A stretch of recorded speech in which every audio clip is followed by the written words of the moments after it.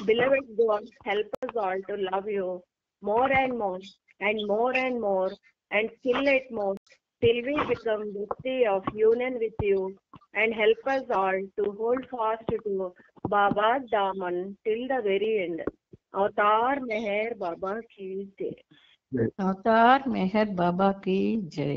ప్రీతం మెహర్ బాబా, నీవు ప్రసాదించిన ప్రవచన సారమును గ్రహించవలసిన తీరులో గ్రహించి సదవగాహన చేసుకుని వాటిని మా జీవనములలో ఆపాదించుకొని నిజాయితీ తోడను నిర్మల ప్రేమ తోడను వాటిని ఆచరించులాగున మా అందరినీ ఆశీర్వదించు. అట్టి ఆచరణయుత జీవన శైలిలో జీవించునట్ల మా అందరినీ అనుగ్రహించు. అవతార్ మెహర్ బాబా की जय. అవతార్ మెహర్ బాబా की जय. అవతార్ మెహర్ బాబా की जय. జై. జై బాబా. సెకండ్ ఆగంటలాగా ఓరు కొంచెం సర్దుకోలేకపోయాను. జై బాబా.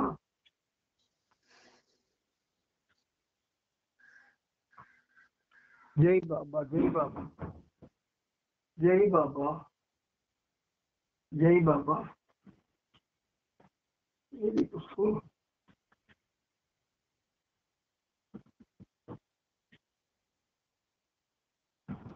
అవతార్ మెహర్ బాబా की जय. ప్రేమకారో ప్రణవ సహితో అద్వితీయో అమోఘం మహాతేజం మధురహాసం స్వర్ణదేహం అనంతం శ్రీంతనయం నిరుపమానం ప్రేమ హృదయేశ్వరీశం వందే మెహరం సురనర ప్రియం సకల లోకారాధ్యం సకల లోకారాధ్యం శరణం మమ అనంతాత్మా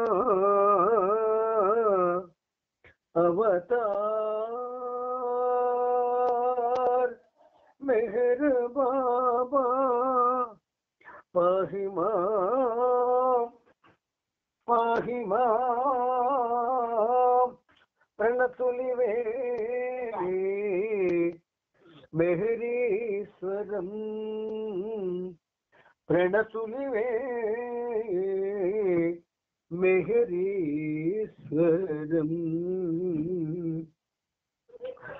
అవతార్ మెహర్ బాబా की जय.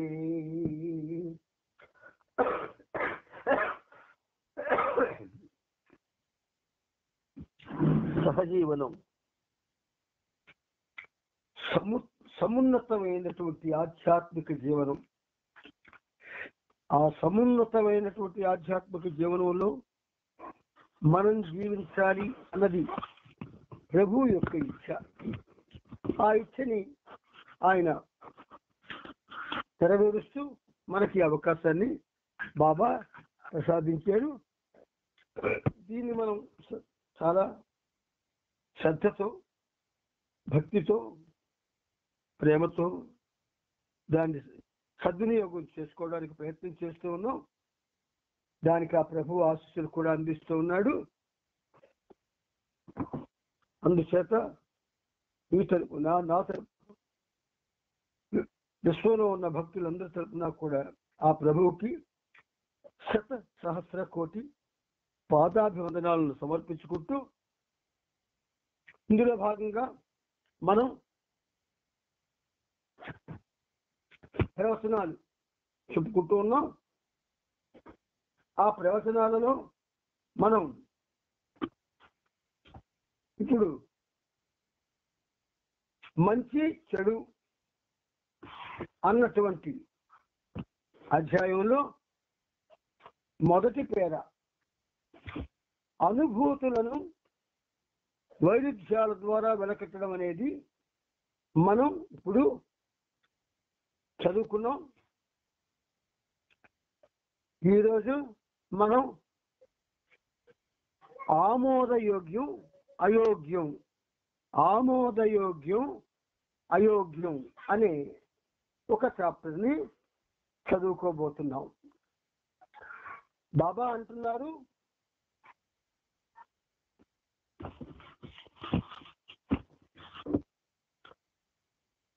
ఏది ఆమోదానికి యోగ్యమో ఏది అయోగ్యమో తేల్చే మానవ అవగాహన ప్రత్యేక సమయాలలో ప్రధానంగా ఉండే కోరికల స్వభావం పైన ఆధారపడి పరిణామానికి మరియు మార్పులకు లోనవుతుంది అన్నారు బాబా.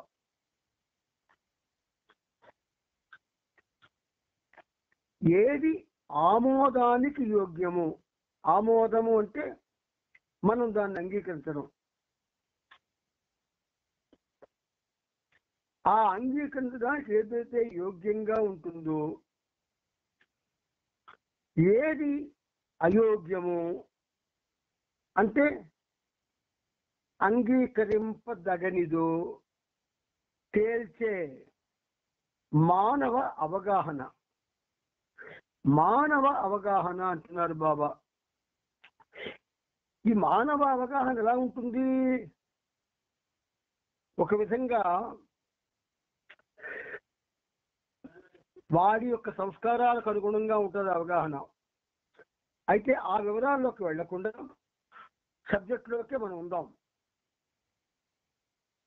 ఏది యోగ్యమో ఆమోదానికి, ఏది అయోగ్యమో తేల్చే మానవ అవగాహన ఆ ప్రత్యేక సమయాలలో ప్రధానంగా ఉండే కోరికల స్వభావం పైన ఆధారపడి ఆ ప్రత్యేక సమయంలో అంటే యోగ్యతలు తెలుసుకోవడానికి ప్రయత్నం చేస్తూ ఏ కోరికలైతే అప్పుడు మనకు జనిస్తూ ఉంటాయో వాటి స్వభావాన్ని బట్టి ఆధారపడి పరిణామానికి మరియు మార్పులకు లోనవుతుంటుంది అంటున్నారు బాబా.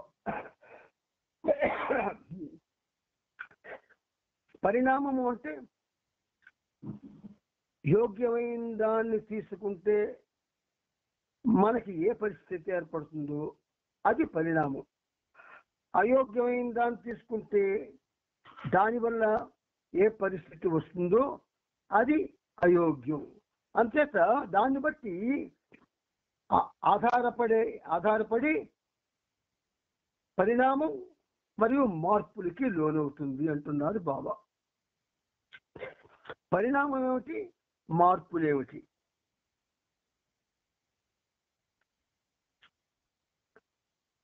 ఎవరో మనకి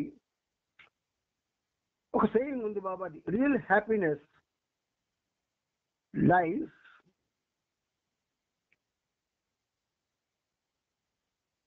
అన్నమాట అన్నారు.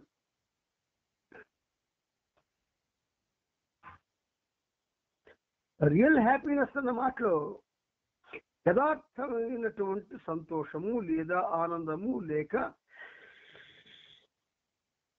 ఆ సంతోషము ఆనందాలు రెండిటికీ మించి పరమానందం అనే మాట ఒకటి ఉంది. ఈ మూడు కూడా life in making others happy అంటాడు బాబా. అది ఆమోదమా ఆమోదం కాదా అంటే ఇతరుల్ని సంతోషపెట్టమన్నాడు కదా. ఇతరుల్ని సంతోషపెట్టాలి అంటే మనం ఆ పరిస్థితుల్ని మనం పరిగణనలోనికి తీసుకోకుండా సంతోషపెట్టడమే ధ్యేయంగా భావిస్తే దాని పరిణామం ఒకలాగా ఉంటుంది. లేదు చెయ్యగలమా చేయలేమా అని ఆలోచిస్తే దాని పరిణామం ఇంకోలా ఉంటుంది. అలాగే దాన్ని బట్టే మార్పులు కూడా వస్తూ ఉంటాయి అని బాబా ఈ వాక్యంలో చెప్పారు. ఏది ఆమోదయోగ్యమో ఏది అయోగ్యమో తేల్చే మానవ అవగాహన ఆ ప్రత్యేక సమయంలో ప్రధానంగా ఉండే కోరికల స్వభావం పైన ఆధారపడి పరిణామానికి మరియు మార్పులకు లోనవుతూ ఉంటుంది. ఒక వాక్యం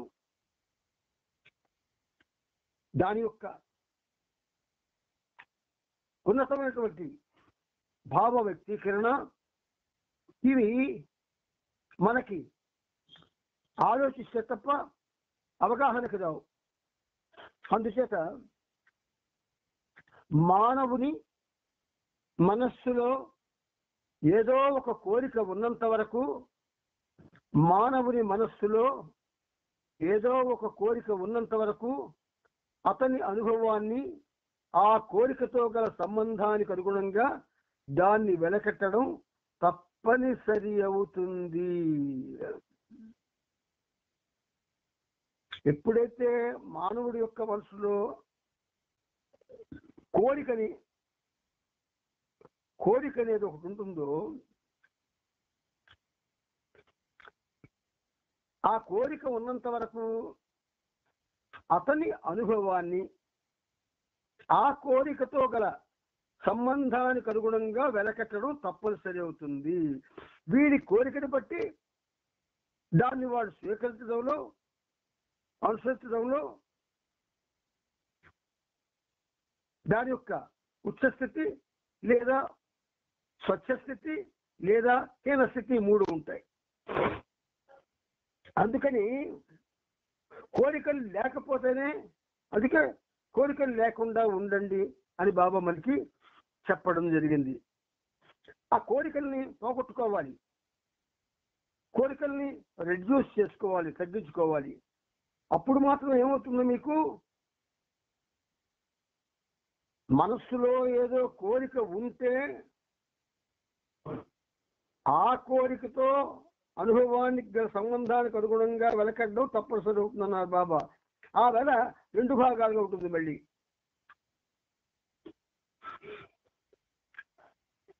మెహరాబాద్కి వెళ్ళడమా వద్దా అన్నది ఒక వాక్యం ఉందనుకోండి. కోరిక ఏముంది, మెహరాబాద్ ఎప్పుడూ వెళ్తుందే, ఈసారి కొంచెం విహారయాత్రకు వెళ్తే బాగుంటుంది, ఎప్పుడు వెళ్తున్నాం కదా ప్రతి ఏడాది ఇదే పనిగా, ఎందుకు అక్కడికి వెళ్ళాలా, వేరే విహారయాత్రకు వెళ్తుంది. వీడికి ఆల్రెడీ విహారయాత్ర అనే కోరుకుంది మనసులో. తప్ప విహారయాత్రకు వెళ్ళడం ఏడాది ఏమండి అలా చేయండి, ప్రతి ఏడాది వెళ్తున్నాం కదా, ఈ ఒక్కరోజు బాబా ఏడాది ఏడాది వస్తాడు, ఆడికి వెళ్ళి విహారయాత్రకు వెళ్దాం అని సరిపుచ్చుకోవడం అనేది కోరిక వల్ల, ఏదైతే ముందుగా కోరిక ఏర్పడిందో ఆ కోరిక వల్ల ఏది చెయ్యాలి, ఏది విలువైంది అనేది కూడా మనం బేరేజ్ వేసుకుంటాం. అయితే అది 2 భాగాలుగా ఉంటుందట. 2 భాగాలుగా ఉంటుంది. ఒకటి కోరిక నెరవేరడానికి తోడ్పడేది, అంటే వెళ్ళిపోతాం మనం హైదరాబాద్ ప్రతి ఏటా అవుతున్నాం కాబట్టి ఈ ఏడాది విహారయాత్రకి వెళ్దాం అంచేత ఎప్పుడైతే కోరిక నెరవేరడానికి తోడ్పడే జవాబు వచ్చిందో అది ఆమోదయోగ్యమైనది గాను, కోరిక నెరవేరకుండా అందుకునేది అందువల్ల ఆమోదయోగ్యం కానిది గాను పరిగణింపబడతాది.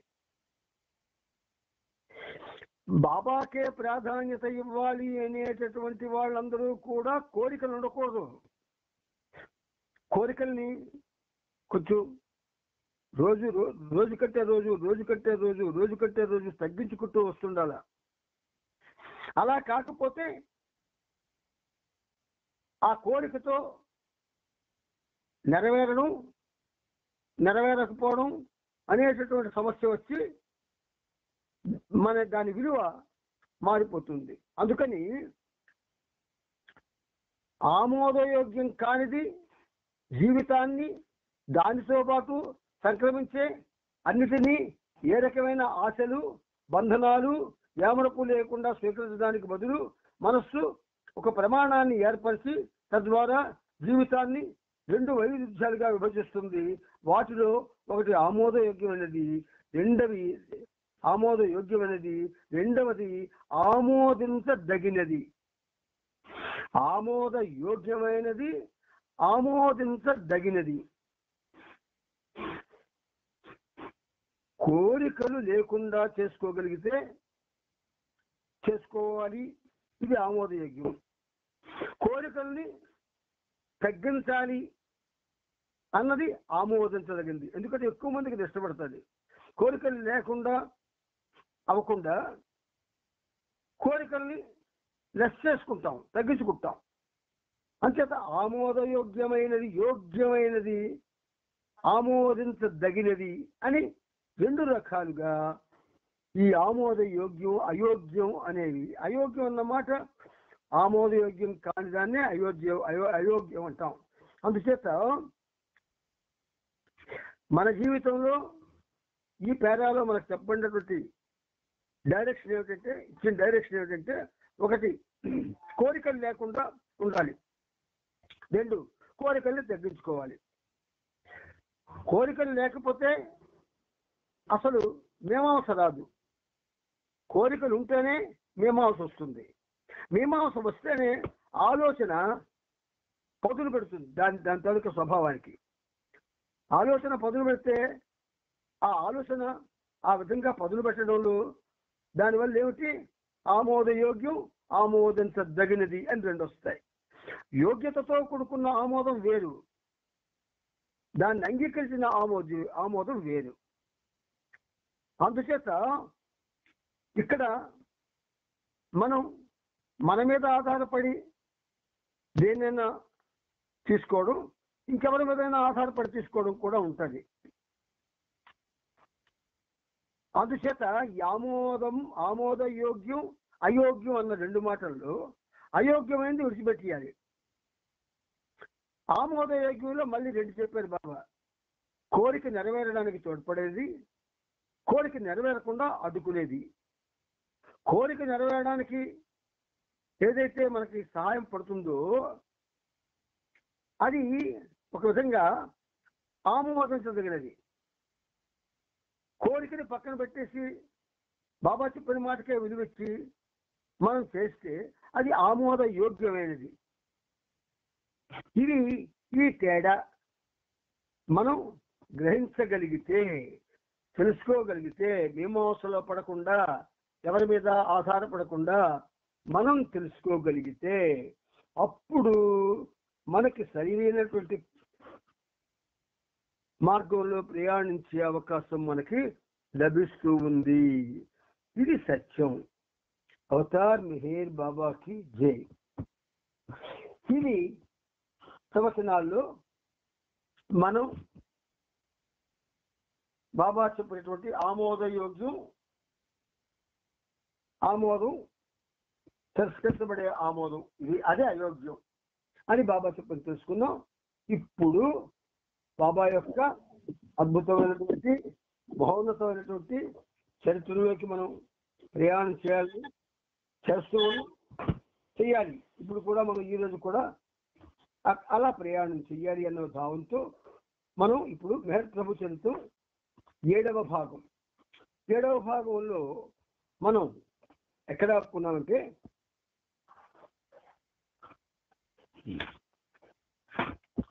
2684వ పేజీలో ఆపుకున్నాం.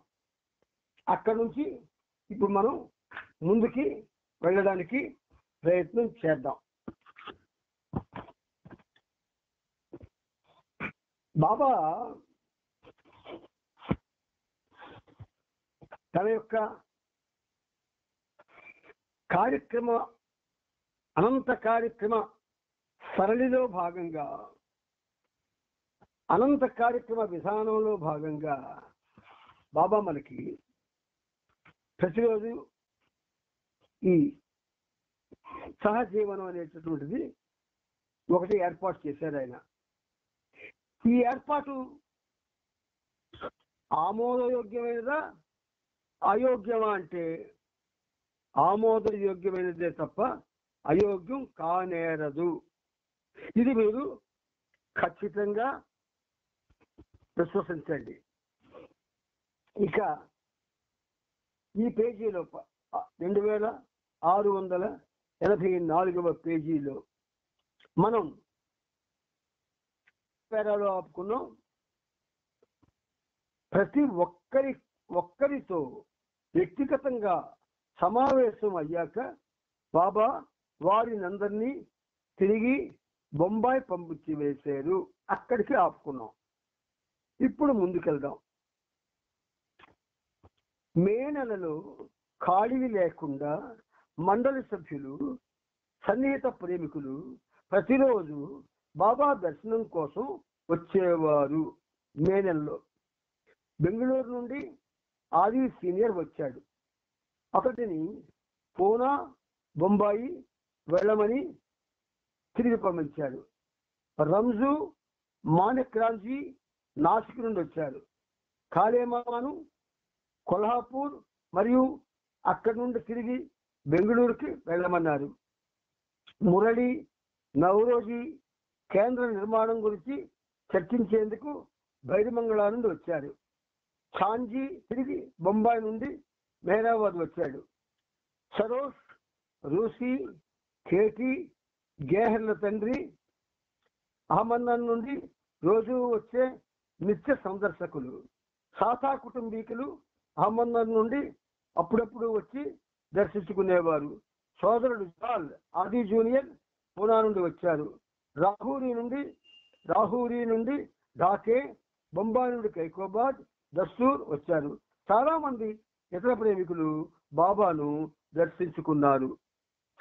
నా వాయిస్ మీకు స్పష్టంగా ఉంది కదా? ఉంది బాబాయ్. స్పష్టంగా ఉందా? ఉంది. జై బాబా, జై బాబా. అయితే ఈ సమయంలో, అంటే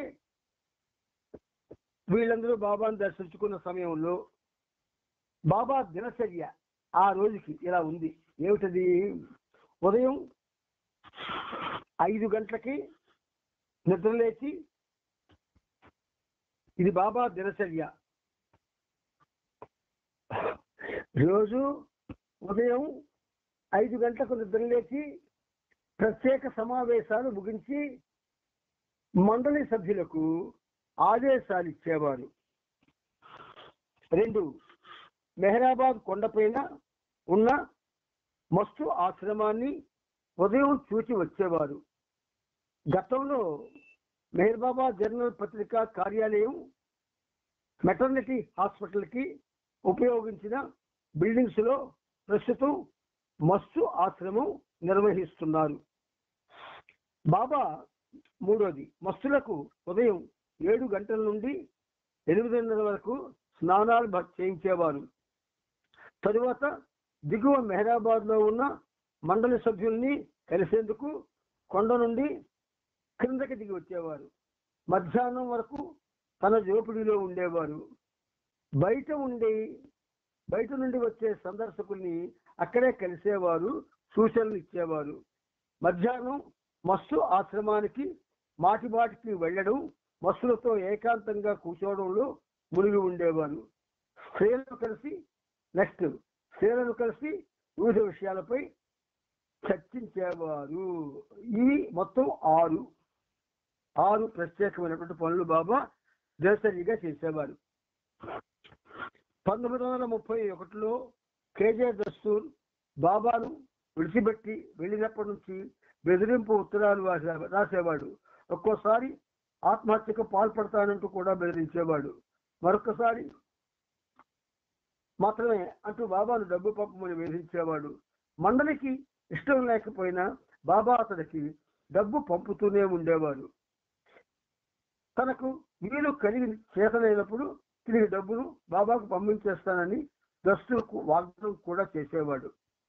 దస్తూర్ పైన ప్రేమతో బాబా పదే సాయం చేస్తున్నప్పటికీ ఏప్రిల్ నెలలో ఒకసారి దస్తూర్ బాబా తనకు మరొకసారి అప్పుగా డబ్బు ఇవ్వకపోతే న్యాయపరమైన చర్యలు తీసుకోక తప్పదు అని ఉత్తరం రాశాడు. కొన్నేళ్ల క్రితం బాబా తనకు ఆర్థికంగా సాయపడతానని వాగ్దానం చేశారని, ఇప్పుడు ఆ మాటకు నిలబడిన కారణంగా బాబాపై దావా వేసి ఆయన పేరు కోర్టుకు లాగుతానని బెదిరించాడు. ఈ రకంగా దస్తూర్ బెదిరించడాన్ని మండలి చాలా తీవ్రంగా తీసుకున్నారు. బెంగళూరులో ఉన్న ఘని బాబా పూర్తి అంగీకారంతో దస్తూర్ రాసిన ఉత్తరానికి దీటైన సమాధానాన్ని రాశాడు. ఆ ఉత్తరంలోని కొంత భాగం ఇలా ఉన్నది.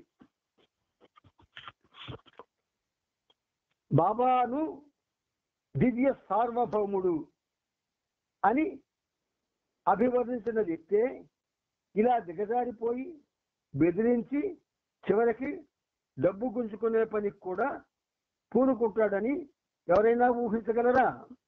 నిరాశతో ఎదురు తిరిగిన నీ కథ, దివాళా కోర్సనంతో వెళ్ళగక్కే నీ బాధ, అప్పుల్లో మునిగి తప్పించుకుందామని ఆత్మహత్యకు పాల్పడతానన్న నీ బెదిరింపు, డబ్బు పంపమని గురుదేవునికి నీవు రాసే ఉద్వేగభరితమైన లేఖ విన్నపాలు, బాబాను మోసగాడని దొంగ వైద్యుడని నీ ఎన్ని కారు కూతలు కూసినా బాబా నీకు అందించిన ఆర్థిక సహాయాలు, ఇవన్నీ మానవ నైజాన్ని అధ్యయనం చేసే ఒక నిజాయితీ పరుడైన విద్యార్థికి చక్కని వికాసాన్ని అందించే పాఠ్యాంశాలుగా పనికొస్తాయి.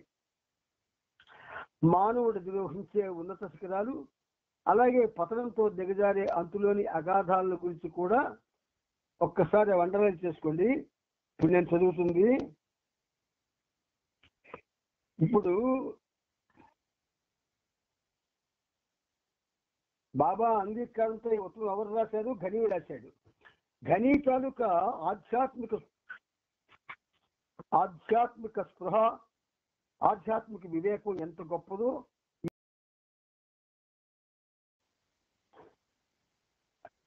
అలాగే పతనంతో దిగజారే అంతులేని అగాధాల గురించి కూడా నీ చరిత్ర ద్వారా తెలుసుకోగలుగుతారు.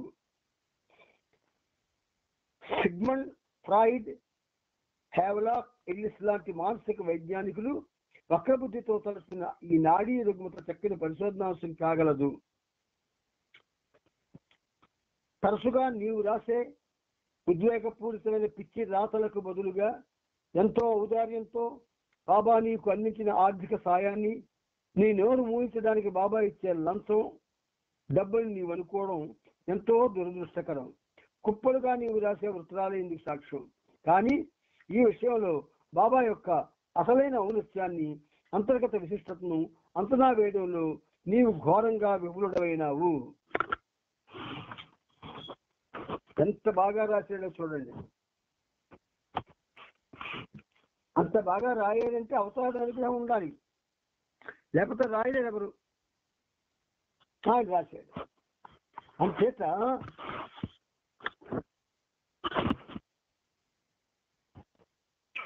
మత గ్రంథాల ద్వారా ఈ ప్రపంచం అంతటికి భగవంతుని గురించి తెలుసు. మత గ్రంథాల ద్వారా ఈ ప్రపంచం అంతటికి భగవంతుని గురించి తెలుసు. లక్షలాది మంది ఆయనను కాంక్షిస్తారు, వేల మంది ఆయన గురించి పరితపిస్తారు, వందల మంది ఆయన కోసం అసూలు సైతం అర్పిస్తారు.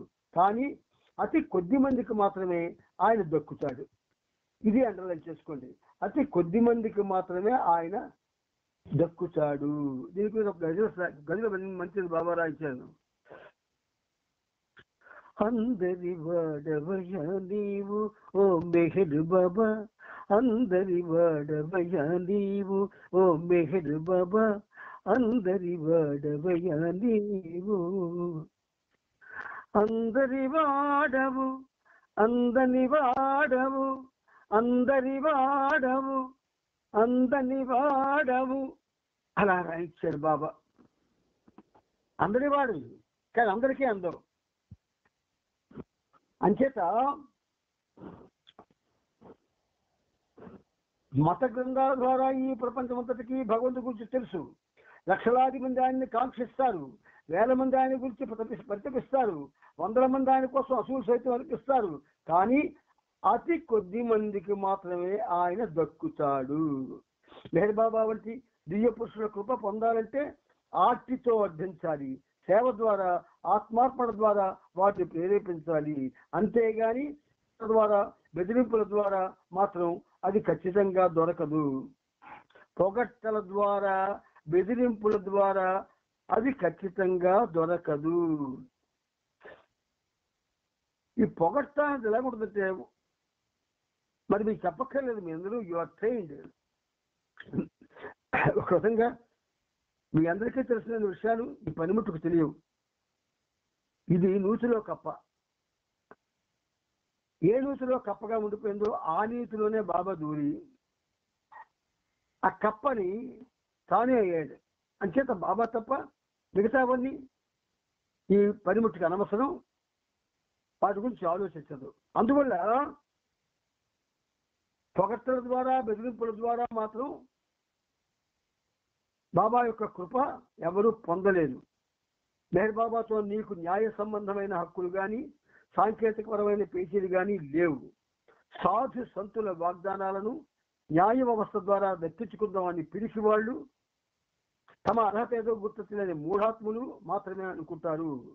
పరిస్థితులు ఎదుర్కొనేందుకు అవసరమయ్యే అర్హతను సాధించకుండా సాధు పురుషుల మాటలను ఇలా వక్రబుద్ధితో అపహాస్యం చేస్తారు. ఎంత ఘాటుగా ఉందో ఉత్తరం చూడండి.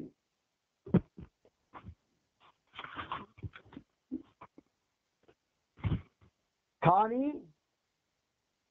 ఇదంతా బాబా ఆడించే పరిపూర్ణ కేలి, పర్ఫెక్ట్ గేమ్ లో ఒక భాగం. దస్తూర్ బాబాను వదిలి వెళ్ళినప్పటికీ డబ్బు కోసం అతడు బాబాకు లేఖలు రాయడం ద్వారా బాబాను అమితంగా గుర్తుపెట్టుకుంటున్నాడు. గత 9 ఏళ్లుగా ఇక్కడ విశేషం ఏంటంటే,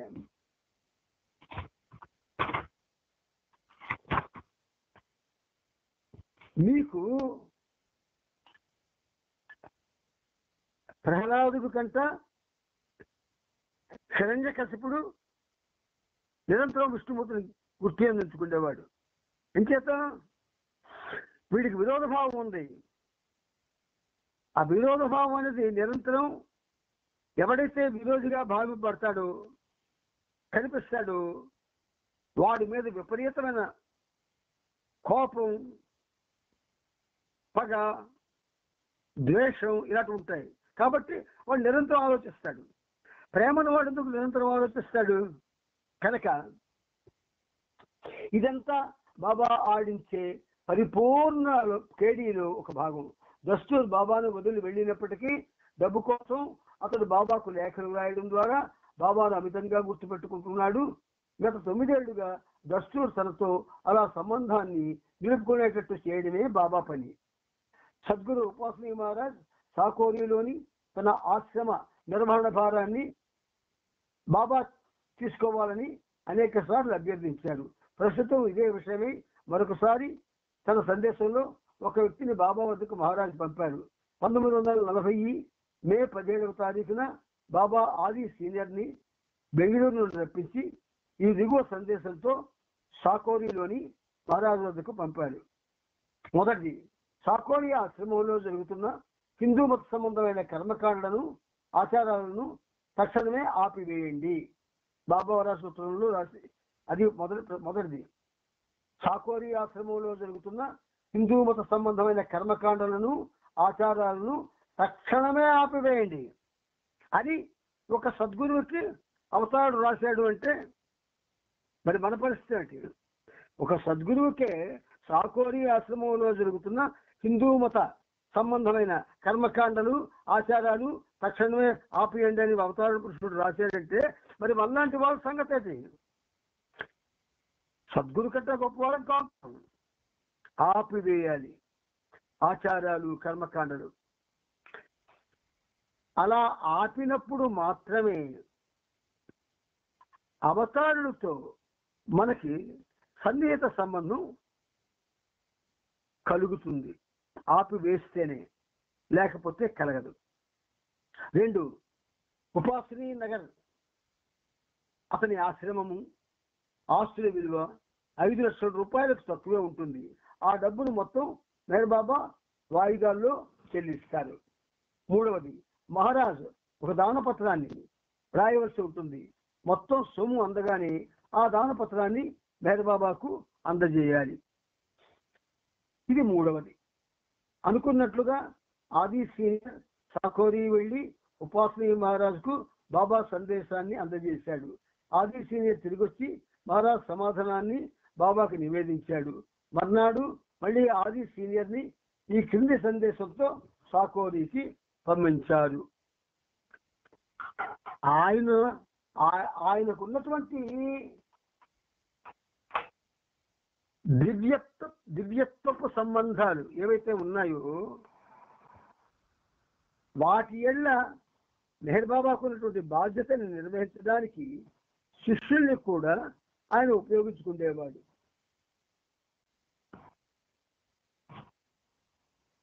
మర్నాడు మళ్ళీ ఆది సీనియర్ని ఈ క్రింది సందేశంతో సాకోరికి పంపాడు. 1940 ఆగస్టు 1వ తేదీని 50,000 రూపాయల నగదు రూపంలో మీకు చెల్లించడం జరుగుతుంది. ఉపాసనీ నగర్ కార్యకలాపాలని మెహర్ బాబాకు తృప్తి కలిగించే రీతిలో నిర్వహించినట్లయితే మిగతా పైకాన్ని 4 నెలల తరువాత చెల్లిస్తారు.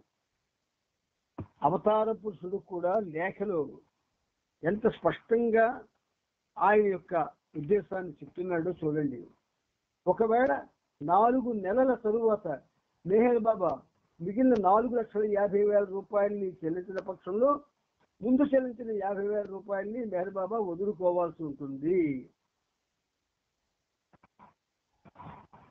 ఒకవేళ ఉపాసనీ నగర్ వ్యవహారాలు మెహర్ బాబాకు తృప్తికరంగా లేకపోతే ఉపాసనీ మహారాజ్ ముందు తీసుకున్న 50,000 రూపాయలని తిరిగి మెహర్ బాబాకి ఇచ్చేయాల.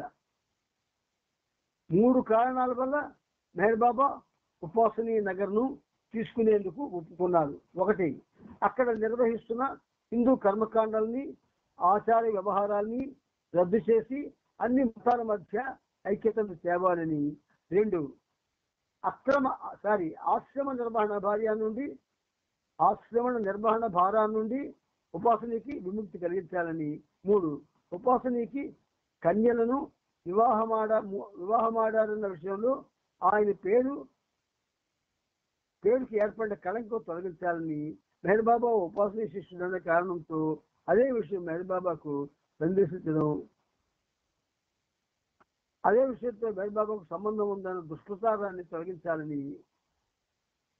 ఆది సీనియర్ సాకోరి వెళ్లి ఉపాసనకి ఈ సందేశం అందించి ఆయన జవాబులు తిరిగి బాబాకు తెలియజేశాడు. తిరిగి ఆది సీనియర్ని బెంగళూరు పంపించేశాక సాకోరిలో మహారాజు వద్దనున్న ఉన్న గుల్మాయికి ఈ దిగువ సమాచారాన్ని పంపించారు. ఈ వ్యవహారం జరుగుతున్న సందర్భంలో ఆమె సాకోరిలోనే ఉన్నది. మహారాజ్ తన షరతులన్నింటినీ అంగీకరించినందుకు మెహర్ బాబాకు చాలా సంతోషంగా ఉంది. ఉదాహరణకు హిందూ మత సాంప్రదాయ పద్ధతుల్ని ఆపేందుకు, కన్యలతో వివాహాలు మానుకునేందుకు ఆయన అంగీకరించడం సంతోషదాయకం. మెహర్ బాబా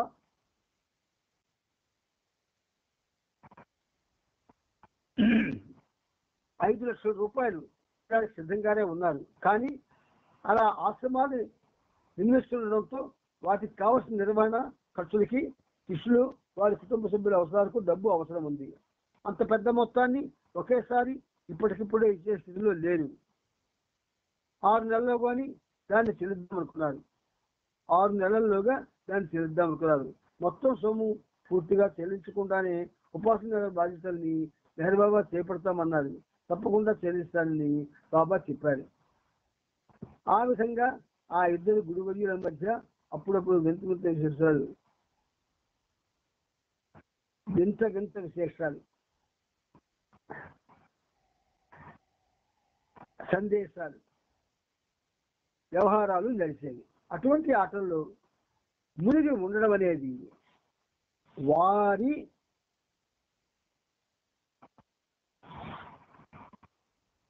దివ్య హాస్య విధానమే. ఈ దివ్య హాస్యం, డివైన్ లాఫ్ లేదు డివైన్ కామెడీ. ఈ డివైన్ కామెడీ అనేది ఎలా ఉంటుందంటే దాని పేరు సింపుల్ గా అబ్రివేట్ చేస్తే DC అవుతుంది. డివైన్ కామెడీ దివ్యమైనటువంటి పరిహాస్యం, అపహాస్యం కాదు, పరిహాసం.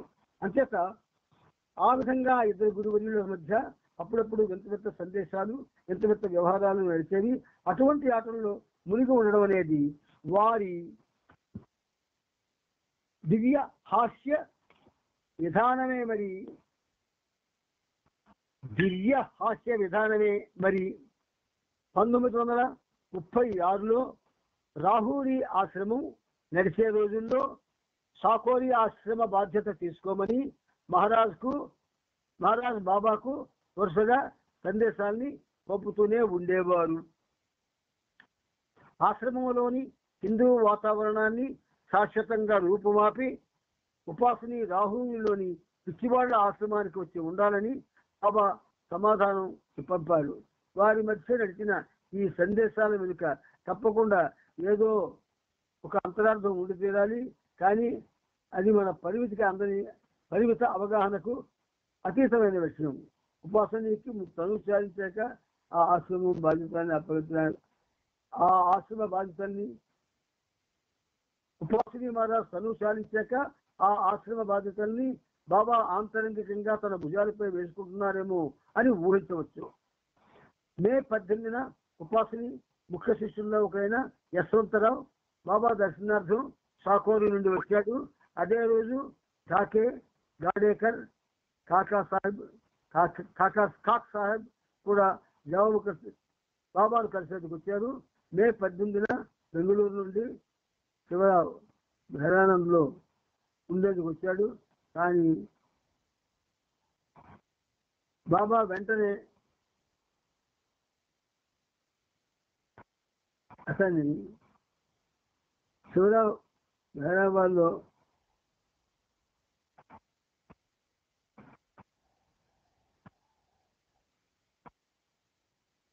అంటే శివరావు మెహరాబాద్ లో ఉండేందుకు వచ్చాడు. కానీ బాబా వెంటనే అతన్ని కాళీమామతో పాటు వెనక్కి పంపించేశాడు. 1940లో ఉపాసని మహారాజ్ 70వ జన్మదినాన్ని మెహరాబాద్ లో బాబా ఘనంగా జరిపించారు. మహారాజ్ జన్మదినానికి వారం రోజుల ముందు నుండి ప్రతిదినం ఆరంగాం ప్రజలచే విఠోబా మందిరంలో రాత్రి పగలు భగవన్ నామస్మరణను నిర్వహింపజేశారు. అసలు జన్మదినమైన మే 23 నాడు ఆనందోత్సాహాలతో పండుగ జరుపుకున్నారు. పక్క గ్రామస్తులందరికీ మండలిచే బాబా పెద్ద విందు ఏర్పాటు చేయించారు. ఆయన చేసేటటువంటి ప్రతి పనికి ఒక అంతరార్థం, పరమార్థం ఉంటుంది. ప్రేమికులం మనం ఆయన చేసినట్టుగా చేసి ఇంకో విధంగా మనం దాని యొక్క రిజల్ట్ అనుభవించే పరిస్థితి రావచ్చు. సరే, మే 20వ తేదీన బాబా నేను 20 ఏళ్ళు చనిపోతాను అని గర్భగర్భంగా అన్నారు. కానీ బాబా ఆ రోజులు బాగా ఆరోగ్యంగానే ఉన్నారు. అప్పుడు బాబా ఈ రోజు బెల్జియం రాజు లియోపోల్డ్ జర్మన్ సేవలకు లొంగిపోయాడు. అతను ఒక మూర్ఖుడు. అలా లొంగి తన గౌరవాన్ని పోగొట్టుకోవడమే కాక దానికి బదులుగా జర్మనీ నుండి ఏ రకమైన ప్రయోజనాన్ని తిరిగి పొందలేదు. రాబోయే 2 నెలలు మిత్రరాజ్యాలకు చాలా ప్రమాదకరమైనవి. ప్రతివాడు మిత్రరాజ్యాలు ఓడిపోతాయని అంటాడు. ఆగస్టు నెలలో ఒక్కసారిగా పరిస్థితి తారుమారైంది. మిత్రరాజ్యాలకు అనుకూలంగా పరిస్థితి మారుతుంది. కానీ అది నామ మాత్రమే. ఆగస్టులో నేను పర్షియా గుండా రష్యా వెళ్ళొచ్చు అన్నారు. మే 30న ఏరిస్ జస్వాలాని అతని కుటుంబ సభ్యుల్ని బాబా బెంగళూరు పంపారు. వారు అక్కడ అద్దె ఇంట్లో ఉన్నారు. ఛాంజీ డైరీలు, ఉత్తర ప్రత్యుత్తరాలు వగైరా కంకుపెట్టెలలో చిందరవందరగా ఉన్న వాటిని ఆది సీనియర్ సర్ది పెడుతున్నాడు. ఏరిస్ అతనికి సహాయపడ్డాడు. భటానా మే 30న బాబాను చూడడానికి మెహరాబాద్ వచ్చాడు. మళ్ళీ వెంటనే బొంబాయికి తిరిగి వెళ్ళిపోయాడు. ముందు రోజు పాద్రి వచ్చాడు. అతన్ని జూన్ 8న తిరిగి బెంగళూరుకు పంపారు. బాబా ఆ రోజు నుండి బాబా కేవలం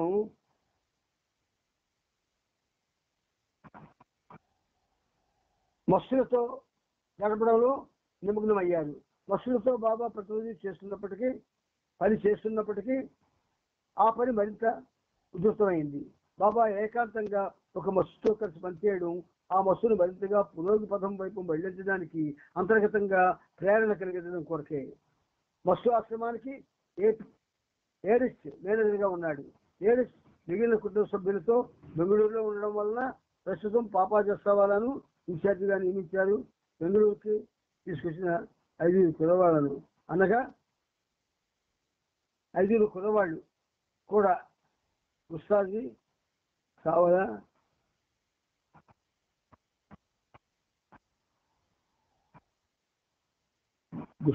ఉస్తాజీ సావకత్వాలతో కలిసి మస్తు ఆశ్రమంలో పనిచేస్తున్నారు. ప్రతిరోజు చక్రీ బాబా, ఊన్వాలా, షరియత్ ఖాన్, మహమ్మద్, బెంగళూరు నుండి తెచ్చిన రామ్ శీష్ ఇంకా ఇతర మస్తులతో బాబా పనిచేసేవారు. ప్రతిరోజు బాబా ఉదయం 5 గంటలకు తన పనిని ప్రారంభించి అర్ధరాత్రి వరకు కొనసాగించేవారు. మస్తులకు స్నానం చేయించడం, కొత్త బట్టలు తొలగించడం, ఆహారం తినిపించడం, క్షౌరం చేయడం, ఇంకా ఏకాంతంలో ఒక్క వస్తుతో విష కార్యక్రమం చేయందంటే ఖచ్చితంగా అది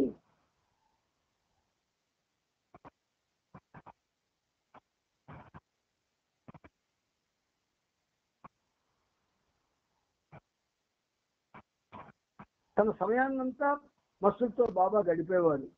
ఏకాంతవాసం చేస్తున్న రోజుల్లో బాబా దినసరి ఉదయం 5 గంటలకు నిద్ర లేవడం, 7 గంటలకు టీ, మధ్యాహ్నం లంచ్, మళ్ళీ 4 గంటలకు టీ ఉండేది.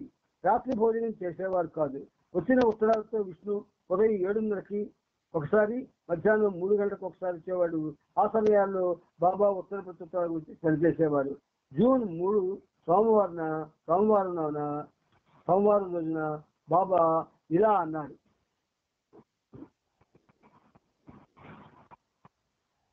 రెండు నెలల పాటు చేస్తున్న ఈ ప్రత్యేకమైన ఏకాంతవాసం ఒక విశిష్టమైన విశ్వ కార్యక్రమం కోసం చేస్తున్నాను.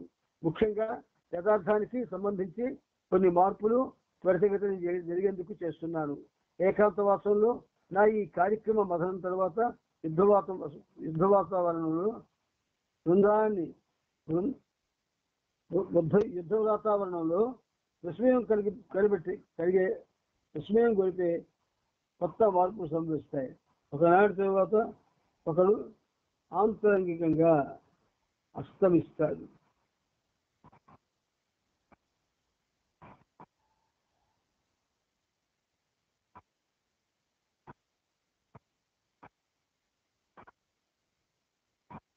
బాబా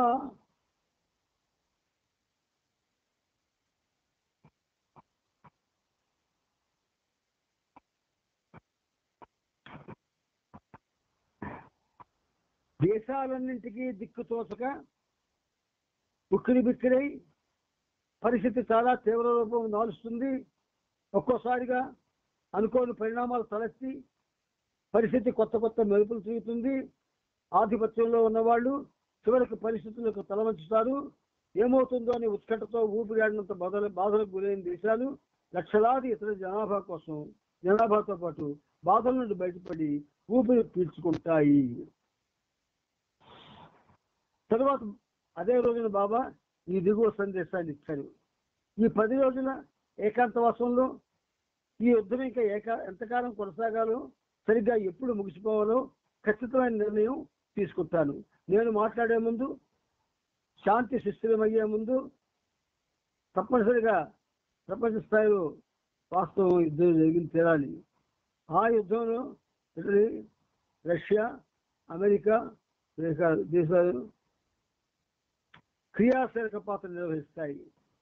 పైన వివరించినట్టు ఈ యుద్ధం కొనసాగినట్లయితే నేను 1941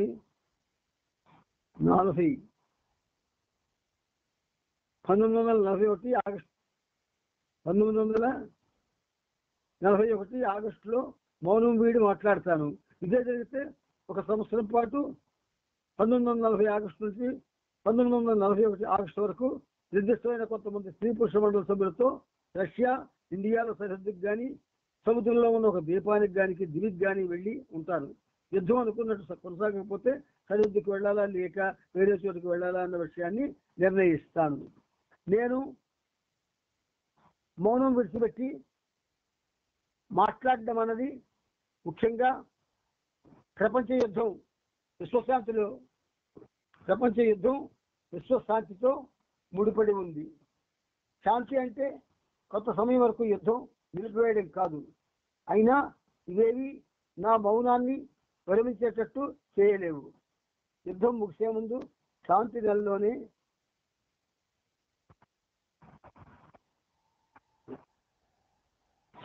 నెలకొనే క్షణంలో నేను మాట్లాడతాను. యుద్ధం ముగిసే ముందు శాంతి నెలకొనే క్షణంలో నేను మాట్లాడతాను. శాశ్వత శాంతి నెలకొనే ముందు నేను మాట్లాడతాను. కొన్ని వారాలుగా చట్టి బాబా తన వద్ద సహాయకుడిగా ఉన్న కృష్ణతో యూరప్ దేశ ప్రజలు దుర్భరమైన బాధను అనుభవిస్తున్నారు అని చెబుతూ ఉన్నారు. గొప్ప మస్తు అయిన చట్టి బాబాకు బాబా ప్రతిరోజు 150 నుండి 200 బకెట్ల నీళ్ళతో స్నానం చేయిస్తున్నారు. బకెట్ తర్వాత బకెట్ స్నానం చేయడంలో గంటల కొద్ది సమయం పుట్టదు. స్నానం ఆడగానే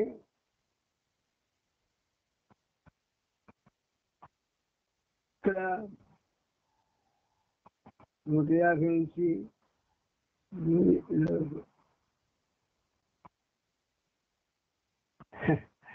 ఎంత గమ్మత్తుగా చెప్తారో బాబా, ఊహించుకుంటే గొప్పగా ఉంటుంది. చాలా గమ్మత్తుగా చెప్తాడు. గొప్ప మత్స్యం చట్టి బాబాకు ప్రతిరోజు 150 నుండి 200 బకెట్ నీళ్ళతో స్నానం చేయిస్తున్నారు. బకెట్ తర్వాత బకెట్ స్నానం చేయడంతో గంటల కొద్ది సమయం పట్టేది.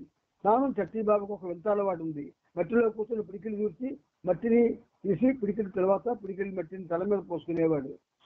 పిడికిల తర్వాత పిడికిలి మట్టిని తల మీద పోసుకున్నాడు. దీనికోసం బాబా కృష్ణకి చెప్పి 15 గంటల మట్టిని అతని గదిలో ఒక మూల పోసుకొచ్చేటట్టు ఏర్పాటు చేశాడు. అలా ఒకరోజు అలా తన మీద మట్టి పోసుకుంటూ చట్టి బాబా కృష్ణతో ప్రపంచంలో దుర్భర వేదన కాటకం సంభవించి తిండిలేకంత ముందు ప్రాణాలు కోల్పోతారు, కానీ బాబా తనకి దిశ ప్రపంచాన్ని రక్షిస్తారు అని ఎంతో గంభీరమైన స్వరంలో చెప్పాడు. అయినా చట్టి బాబా మరింత వ్యాకులు పడుతున్నాడు. జూన్ 5వ తేదీ రాత్రి 1 గంటకు చేతిలో లాంగర్ పట్టుకుని ఉన్నట్టుండి బాబా గదిలోకి పరిగెత్తి లేవండి లేవండి అని గట్టిగా అరిచాడు. సావక్ కొత్తవాళ్ళు. మరికొంతమంది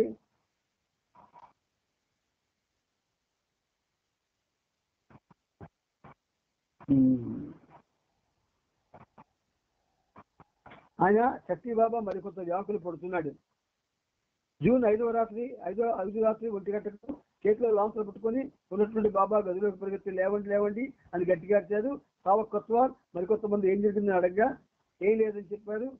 అన్నాడు ఉదయం తన గదిని తానే శుభ్రం చేసుకున్నారు. ముందెన్నడూ అతను ఆ గదిని శుభ్రం చేయలేదు.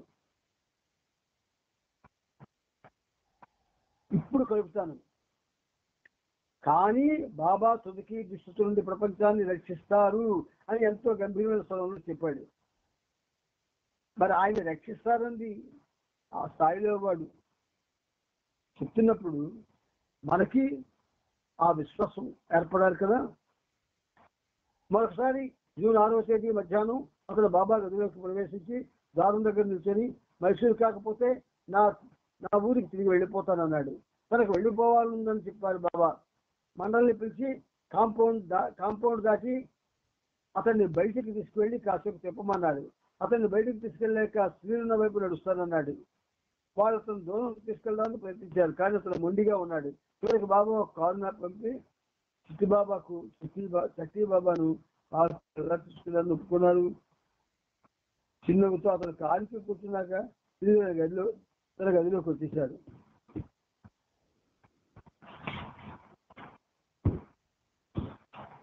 చట్టి బాబా ఈరోజు కూడా రాత్రి 8 గంటల వరకు ఎంతో ఆందోళనగా ఉన్నాడు. తన గది తలుపులు మాటికి తెరవడం మూయడం చేశాడు. 8వ తేదీ ఉదయం తన గది లోపల గడియ వేసుకున్నాడు. స్నానం చేసేందుకు అతను బయటకు రాలేదు. కానీ 9వ తేదీ రాత్రి చెప్పుకోదగ్గ సంఘటన జరిగింది. చట్టి బాబా ఒక్కసారిగా ఉగ్రుడై పెద్దగా శబ్దం చేస్తూ గది విడిచి చిన్నగా బాబా గదికి వెళ్ళాడు.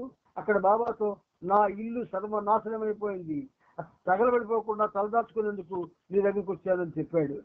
బాబా తక్షణమే మండలిని ఆదేశించి తనను మస్సుతో ఏకాంతంగా ఉండనివ్వాలని చెప్పి ఇద్దరు బాబా గదిలోకి వెళ్ళి తలుపు మూసేసుకున్నారు. శక్తి బాబా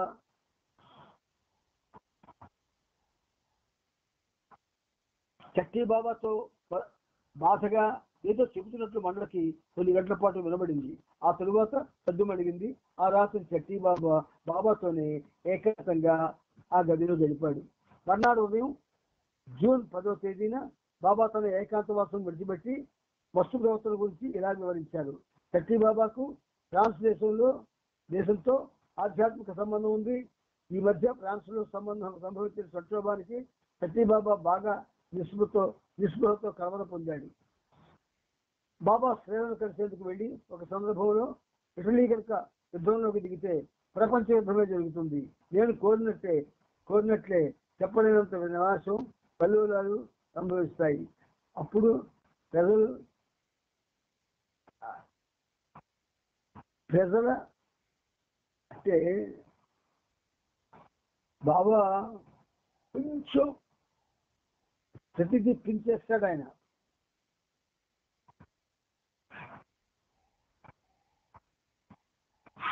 సరే,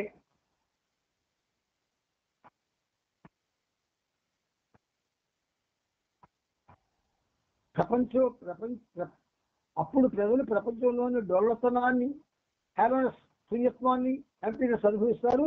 అప్పుడు భగవంతుని వైపు తిరుగుతారు.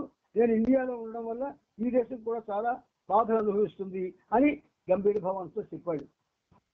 ఈ రోజు ప్రపంచ దిగ్భ్రాంతిలో మునిగేటట్టుగా ఇంగ్లాండ్ మరియు ఫ్రాన్స్ దేశాలపై ఇటలీ యుద్ధాన్ని ప్రకటించింది. మొన్న జూన్ 11న ఈ వార్తలోని బాబా శ్రేణులతో ఇంకా టర్కీ యుద్ధంలోకి రావాల్సింది. దాంతో నేను అనుకున్నట్టు అంతా జరుగుతుంది. అందుచేత టర్కీ యుద్ధానికి దిగితే రవ్వతో తీపి మిఠాయి చేసి సంబరం జరుపుకోండి. ఇంతవరకు ఇలాంటి యుద్ధం జరగలేదు, ఇక ముందు జరగదు కూడా. కానీ ఇదంతా సమాప్తం అయ్యాక 400 సంవత్సరాలకు శాంతి నెలకొంటుంది. ఈ మహా వినాశనం నుండి నేను కొత్త జీవితాన్ని నిర్మిస్తాను. ప్రస్తుత జీవనం కంటే భిన్నంగా, మెరుగైనదిగా, ఆనందదాయకంగా ఉంటుంది. ఈ యుద్ధంలో చనిపోయిన వారంతా తిరిగి జన్మించి ఈ శాంతిని అనుభవిస్తారు. 25 రోజుల్లో మెహరాబాద్ ను వదిలి వెళ్ళడానికి సిద్ధంగా ఉండండి అని శ్రీలతో చెప్పి తన మాటలు ముగించాడు.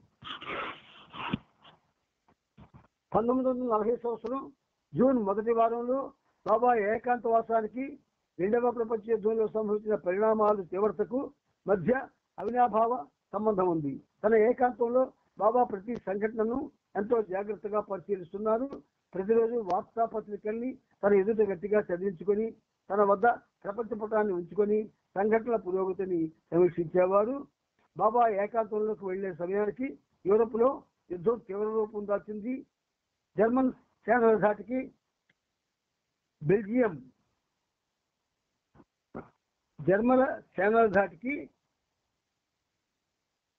బెల్జియం లొంగిపోయింది.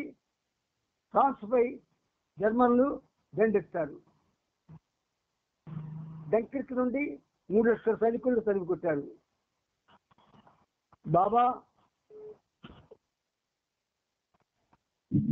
బాబా ఏకాంతంలోకి వెళ్ళిన 5 రోజుల తర్వాత మొత్తం శత్రువులను తుడిచిపెడతానని హిట్లర్ నుండి ప్రకటన వెలువడింది. ఇటలీలో ముస్సోలిని యుద్ధాన్ని ప్రకటించాడు. అమెరికా ఇంకా తటస్థంగా ఉండడం వల్ల ఇంగ్లాండ్ ఒంటరిదైంది. ఇంగ్లాండ్ లిబియా పైన, ఇటాలియన్ ఈస్ట్ ఆఫ్రికా పైన బాంబులు వేయసాగింది. దీనికి ప్రతీకారంగా ఇటలీ మాల్దా, అలెగ్జాండ్రియాపై బాంబు వేసింది. లండన్ నుండి స్కూల్ పిల్లలను క్షేమకరమైన ప్రదేశాలకు మార్చడం మొదలైంది. జూన్ 14న ప్యారిస్ పట్టణాన్ని జర్మనీ ఆక్రమించింది. రష్యన్లు లాట్వియా, ఈస్టోనియా, లిథువేనియా పట్టణాన్ని వశపరుచుకున్నారు. ఒకరోజు బాబా 5 బెంగుళూరు కుర్రాళ్ళు పిలిచి, మీకేం కావాలి, జీవితంలో ఏం చేద్దామనుకుంటున్నారు అని అడిగారు. రాజు, నేను వ్యాపారం చేయాలనుకుంటున్నానని చెప్పాడు. కాలప్ప, నేను వంట నూనె వ్యాపారం చేద్దామనుకుంటున్నానని చెప్పాడు. ఆమ్దు, నేను టాంగాను నడపాలనుకుంటున్నానని చెప్పాడు. వెంకోబరావు, నేను వ్యవసాయం చేస్తానని చెప్పాడు. కృష్ణ ఒక్కడే, బాబా నాకు నువ్వే కావాలి అని చెప్పాడు. తరువాత వెంకోబరావును చూసి, వ్యవసాయదారుడు అవ్వడానికి కొంతకాలం వేచి ఉండు అని చెప్పాడు బాబా. వెంకోబరావును కృష్ణను బాబా మెహరాబాద్లోనే ఉంచారు. మిగతా ముగ్గురు కుర్రవాళ్ళ కోరికలు తగిన విధంగా ఏర్పాటు చేశాక బాబా వారి ఇళ్లకు పంపించి వేశారు. బాబా చిరునవ్వుతో కృష్ణను చూసి, నువ్వు గోతిలో పడ్డావు, ఇక నుంచి నీకు కష్టాలే అని వ్యాఖ్యానించాడు. పూల్వాలా మస్తును రామశీష్ మస్తును వాళ్ళ గ్రామాలకు తీసుకెళ్లి అప్పచెప్పే బాధ్యతను పాపా జస్తా వాళ్ళకి అప్పగించారు. కాలప్ప, ఆమ్దు, రాజాలను వాళ్ళ ఇళ్లకు చేసే పని కూడా పాపాకి అప్పగించారు. కృష్ణ విషయంలో బాబా అన్న మాటలు కొద్ది రోజుల తర్వాత అక్షరాల నిజమని నిరూపించబడ్డాయి. మస్తుల మరుగుదొడ్లలో చెత్తంతా ఒక గోతులో నింపాడు. ఒకరోజు బాగా వాన కురిసి ఆ గొయ్యంతా నీడతో నిండిపోయింది. బకెట్లతో ఆ గోతు నుండి నీటిని పూర్తిగా తోడేయమని పాపా జస్సావాలా కృష్ణకి చెప్పాడు. శుభ్రం చేస్తుండగా కృష్ణ కాలు జారి ఆ గోతిలో పడ్డాడు. సాయం అందించమని వెంకోబరావుని అభ్యర్థిగా అతను వచ్చి కృష్ణను బయటికి లాగాడు. బాబా అటువైపుగా వస్తున్న మురికితో నిండు ఉన్న కృష్ణను చూశారు. నీవు ఎందుకు గోతిని శుభ్రం చేస్తున్నావు అని అడిగాడు. పాపా జస్సావాలా శుభ్రం చేస్తున్నాడని కృష్ణ బాబాతో చెప్పాడు. పాపా మీద బాబా కోపం వచ్చింది. నా అనుమతి లేకుండా గోతిని శుభ్రం చేయమని అతనికి ఎందుకు చెప్పావు అని పాపాని అడిగాడు. బాబా కృష్ణతో 16 సార్లు స్నానం చేయమని చెప్పాడు. బాబా అతని చేతికి 16 రాళ్ళను ఇచ్చి వాటితో లెక్క పెట్టుకోమని చెప్పాడు. లెక్కించడంలో పొరపాటు జరగకుండా ఉండడానికి రాళ్ళు పనికొస్తాయని ఇలా చేశాడు. బాబా చెప్పినట్టు కృష్ణ 16 సార్లు స్నానం చేశాడు. అయితే అన్నిసార్లు స్నానం చేసినందువల్ల తన చర్మం దర్శనం దిగిసిపోయిందని బాబాతో చెప్పాడు. వెంటనే బాబా శ్రీల గదిలోకి వెళ్ళి కొంచెం కొబ్బరిని తెచ్చి కృష్ణ తెచ్చికిచ్చి ఒంటికి రాసుకోమన్నాడు.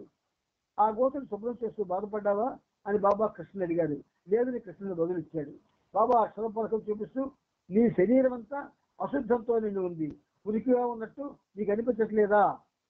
కోరికలనే కుళ్ళుతో తల నుండి కాలి వరకు మురికిగా ఉన్నావన్న విషయం తెలుసుకోవడం ప్రారంభించు. ఇప్పుడు ఈ గోతులు శుభ్రం చేసినట్టు నిన్ను నీవు శుభ్రం చేసుకోవడం మొదలు పెట్టు అన్నాడు. బాబా మెహరాబాద్ లో ఉన్న ఈ సందర్భంలో ఒకరోజు స్త్రీలతో, ఏదో రోజు మిమ్మల్ని సృష్టి ప్రారంభమైన స్థలానికి తీసుకెళ్తానని చెప్పాడు. ఆ స్థలం జోవాలో ఉందని కూడా సూచనగా బాబా వారితో చెప్పారు. ఆ తరువాత బాబా బొంబాయిలో ఒక కార్యాలయాన్ని తెరిచేందుకు షాంజీని అక్కడికి పంపించారు.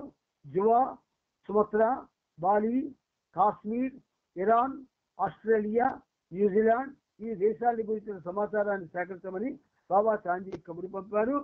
పాస్పోర్ట్లు లేని మండల సభ్యుల కోసం దరఖాస్తులను ఏర్పాటు చేయమని కూడా షాంజీకి చెప్పారు.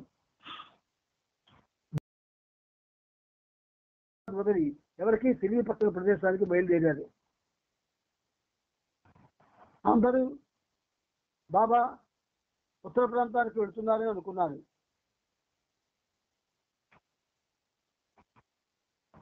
తనతో పాటు వస్తున్న వాళ్ళని కూడా బాబా మెహరాబాద్ ను వదిలి వెళ్ళినంత వరకు తాము ఎక్కడికి వెళ్తుంది తెలియజేయలేదు. వాళ్ళు వెళ్తుంది కలకత్తాకు. 2 రోజుల తర్వాత కలకత్తా చేరుకొని బ్రాడ్వే హోటల్లో దిగారు. బాబాతో పాటు గుస్తాజీ, పిండు, కాకాబరియా, సావకత్వాన్ ఉన్నారు. మొదటిసారిగా కలకత్తాలో 6వ భూమికలో ఉన్న ఒక గొప్ప బస్సును బాబా కలిశారు. అతని పేరు కరీం బాబా. ఆ తరువాత చెప్పారు బాబా అతనికి భోజనం తినిపించి సిగరెట్లు ఇచ్చారు. కలకత్తా వదిలే ముందు బాబా అతనితో 4-5 సార్లు కలిశారు. ఈ మస్తు కలకత్తా నగరానికి ఆధ్యాత్మిక పాలకుడు అని బాబా చెప్పారు. బాబా కొంతమంది ఇతర మస్తులను, ఒక మస్తానేని కూడా కలకత్తాలో కలిశారు. ఈ మస్తానేకి చీరా గొడుగు ఇచ్చారు. జూన్ 18న బాబా రాంచీకి బయలుదేరారు. అక్కడ ప్రిన్స్ విక్టర్ బంగ్లాలో ఒకరోజు ఉండి స్త్రీలను తర్వాత తెచ్చి ఉంచేందుకు కావాల్సిన ఏర్పాటు.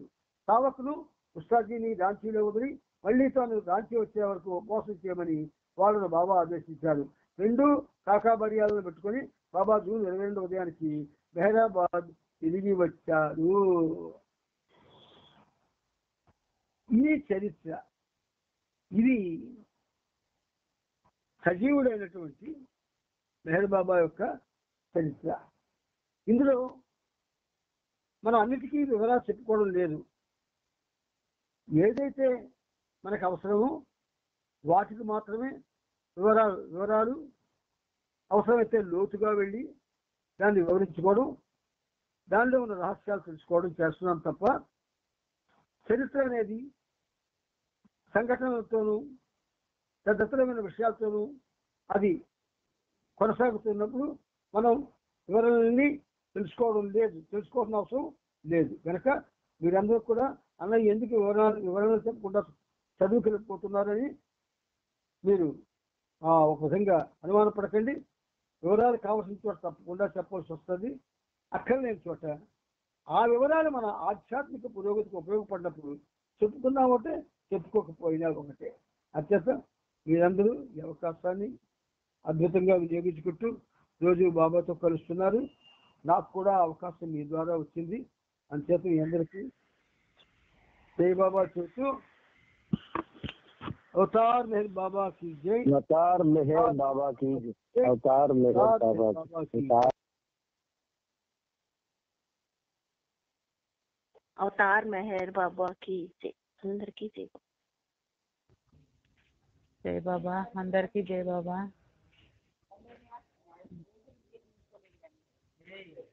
జై బాబా అందరికి.